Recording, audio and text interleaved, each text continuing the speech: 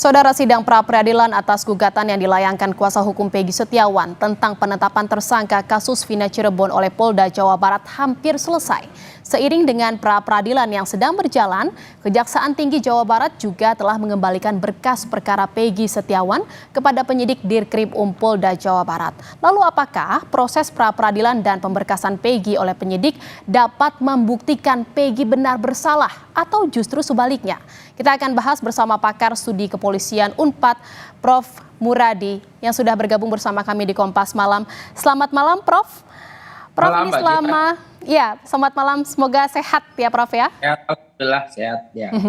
Prof, ini selama 5 hari pra-peradilan ini sudah berlangsung sejak hari Senin kemarin. Kedua pihak yaitu dari Polda Jawa Barat ataupun kuasa hukum Peggy Setiawan ini saling membeberkan fakta dalam persidangan. Kalau dari yang Anda baca nih, Prof, seberapa besar sebenarnya peluang Peggy untuk bebas? Saya ingin berangkat dari 3 hal ya, Pak. Yang pertama memang ini kan pra-peradilan itu kan ruang buat publik untuk mementahkan atau mematahkan sangkaan ya. Jadi sangkaan tersangka dan sebagainya. Jadi di sini memang pada akhirnya publik akan juga melihat apakah dirinya ataupun kliennya itu bisa dianggap layak untuk dijadikan tersangka. Yang kedua, ini pra-peradilan juga bicara soal 2 hal. Yang pertama, bagaimana kemudian adanya keadilan tadi. Keadilan ini memang yang bersangkutan dianggap punya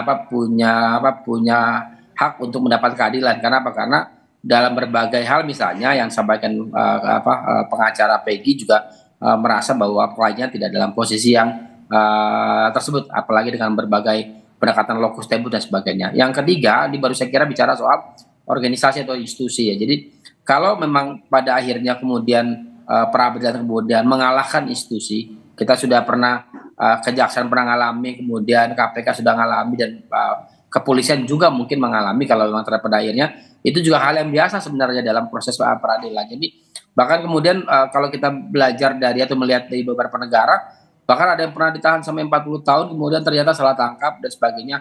Dan yang dilakukan oleh institusi adalah simpel sebenarnya, meminta maaf dan melakukan rehabilitasi. Nah, poin penting adalah yang kemudian jadi dalam kasus ini adalah kenapa kemudian ini jadi berbelit-belit ya, tidak dalam posisi yang sebenarnya simple untuk dibuka ke publik.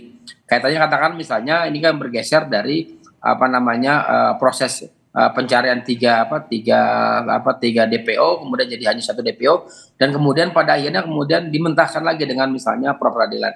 Jadi kalau saya melihatnya memang masing-masing punya argumentasi, tapi saya harus jujur juga bahwa saya belum mendapatkan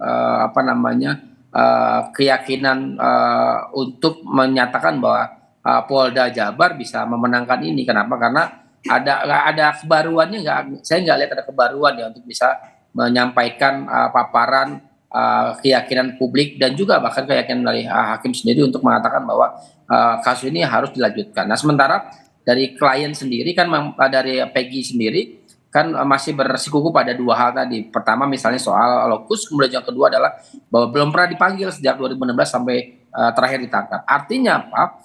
Artinya ini juga menjadi satu pertimbangan hakim. Nah, saya melihat yang ketiga tadi bahwa proses peradilan ini juga tidak berdiri sendiri. Karena misalnya KY misalnya yang mengawasi hakim dan sebagainya itu juga punya concern untuk mengawasi kinerja dari Pak Aiman itu sendiri begitu. Iya, Prof katakan memang sepertinya yang Anda baca tidak ada kebaruan yang diberikan atau yang dibeberkan oleh Polda Jawa Barat. Ini artinya kualitas bukti yang lebih kuat ini adalah dari tim kuasa hukum seperti itu dan dari tim kuasa hukum Peggy dan artinya bukti yang dibeberkan juga dalam fakta persidangan oleh penyidik Polda Jawa Barat ini sulit untuk membuktikan bahwa Peggy memang bersalah.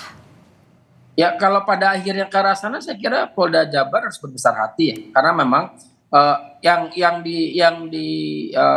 ada pertanyaan yang menarik sebenarnya Mbak Jian ya. Apa sih yang dipertaruhkan Polda katakanlah Polri berkaitan dengan kekeh ya kalau bahasa Sundanya yakin betul bahwa ini adalah yang sudah mereka lakukan sudah betul. Padahal yang dia hadapi adalah opini publik yang kemudian merasa bahwa hal ini tidak seperti itu. Jadi pertanyaan yang memang harus dijawab sama teman-teman Polda Jabar ya dan Mabes Polri, katakanlah apa sih yang kemudian dipertahankan? Kalau kemudian ternyata salah dan kalah dalam peradilan, kan juga bukan kiamat juga organisasinya. Justru menurut saya ini adalah bagian dari hal yang perlu dilanjutkan. Kecuali gini loh Mbak, kecuali misalnya ternyata Polda Jabar menang, ini jauh lebih besar konsekuensinya kalau misalnya itu dilanjutkan. Katakan begini, kemenangan itu kan pintu awal untuk kemudian mereka bisa membuktikan di luar yang mereka sampaikan di peradilan ya, di pengadilan. Jadi memang ada nggak yang kemudian yang baru? Nah kalau yang kemudian berulang-ulang repetition begitu, yang saya kira publik kemudian juga hakim juga akan menangkap bahwa ini seolah-olah dipaksakan, padahal sebenarnya publik menunggu betul. Karena apa? Karena hasil survei Litbang Kompas ya menjelang Polri ulang tahun itu kan bagus banget ya, di atas 80%. Kemudian juga pimpinan Polri juga di atas mendekati angka 60%. Artinya apa? Artinya itu pertaruhan serius. Kalau kemudian yang diselamatkan satu orang per orang, sementara lembaganya kemudian tidak terlalu bisa dijaga marwahnya, saya kira ini akan menjadi bumerang sendiri buat teman-teman di kepolisian sebagai organisasi Kalau ya. Iya, Prof, kalau misalnya nanti pra peradilan itu memutuskan bahwa yang menang adalah tim kuasa hukum dan akhirnya pra peradilan ini dimenangkan oleh tim kuasa hukum seperti itu, apakah ini tidak lebih membuat penyidik atau citra dari polisi ini di mata masyarakat ini dipertanyakan gitu, proses penyidikannya dan juga penetapan tersangka oleh Peggy? Nah, saya ingin kembali ke literatur ya, pengalaman di banyak negara, di Inggris, kemudian di Amerika Serikat, kemudian bisa di Korea dalam kurun waktu hampir 50 tahun ya, itu kan mereka juga banyak terjadi salah tangkap dan kemudian berbesar hati juga untuk memperbaiki kinerjanya. Jadi sebenarnya kalau ternyata memang ada hal yang salah ya diakui. Kenapa? Karena esensi dari presisi ya, kalau kita membaca presisi kemudian Policing 4.0 itu adalah dia bisa integrasi dengan publik. Sementara kalau kemudian hanya menjaga reputasi tanpa menjaga rasa keadilan publik, itu akan menjadi bumerang yang cukup serius. Katakanlah begitu, misalnya kita pernah ngalamin misalnya melihat Hong Kong, polisi Hong Kong tahun 80-an. Artinya memang pada akhirnya saya ingin menekankan bahwa yuk sama-sama jaga lembaganya, bukan orang per orang. Polisi itu sudah sangat bagus ya, polisi sudah sangat bagus, kemudian jangan gara-gara satu dua orang citranya jadi kemudian netral lagi.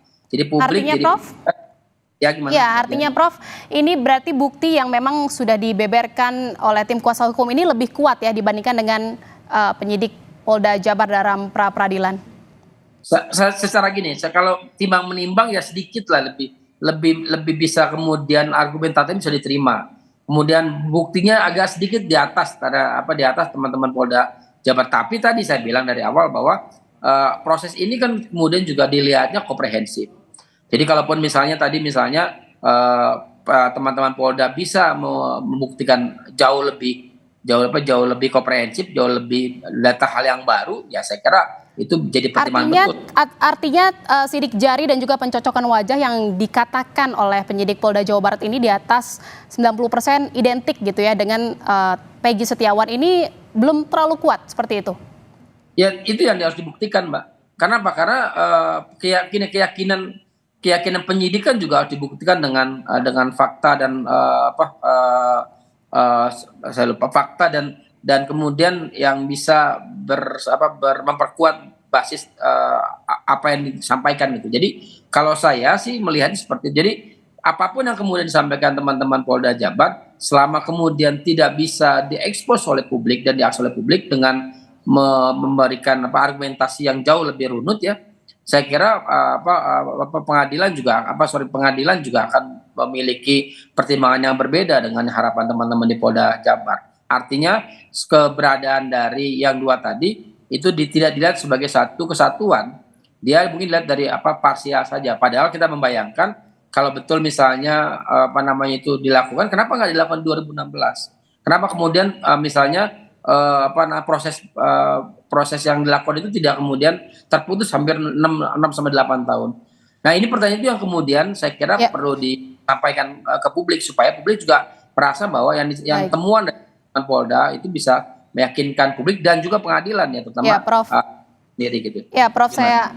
Prof, ini singkat saja. Ini kan terkait dengan penetapan PG sebagai tersangka, ini ada dua proses yang sedang berjalan. Selain pra peradilan juga ada pemberkasan dari Kejati. Nah, ini kan yang paling dekat adalah pra peradilan gitu yang akan diputus Senin besok. Bagaimana jika memang nanti di saat Senin ini pra peradilan diputus bahwa tersangka Peggy ini cacat hukum dan juga penetapan sebagai tersangkanya digugurkan. Apakah memang pemberkasan dari Kejati ini yang sekarang juga sudah masih berlangsung ini akan otomatis digugurkan juga atau bagaimana, Prof? Ya, kalau P19 kan belum lengkap, Mbak. Begitu kemudian dikembalikan ke Polda, berarti kan memang ada hal yang memang dianggap belum memenuhi kaidah dari proses pemberkasan. Jadi saya kira begitu nanti misalnya Peggy yang memenangkan pra peradilan, maka pemberkasannya berhenti. Jadi Kejaksaan Agung, Kejaksaan tidak perlu menuntut atau menunggu sampai 14 hari. Otomatis jadi kasus ini tidak dilanjutkan dan penetapan Peggy sebagai tersangka ini digugurkan, seperti itu ya? Seperti itu, Mbak. Oke, baik, terima kasih atas perbincangannya. Pakar Studi Kepolisian Unpad, Prof. Muradi. Terima kasih, selamat malam. Terima kasih Mbak Jan, selamat malam.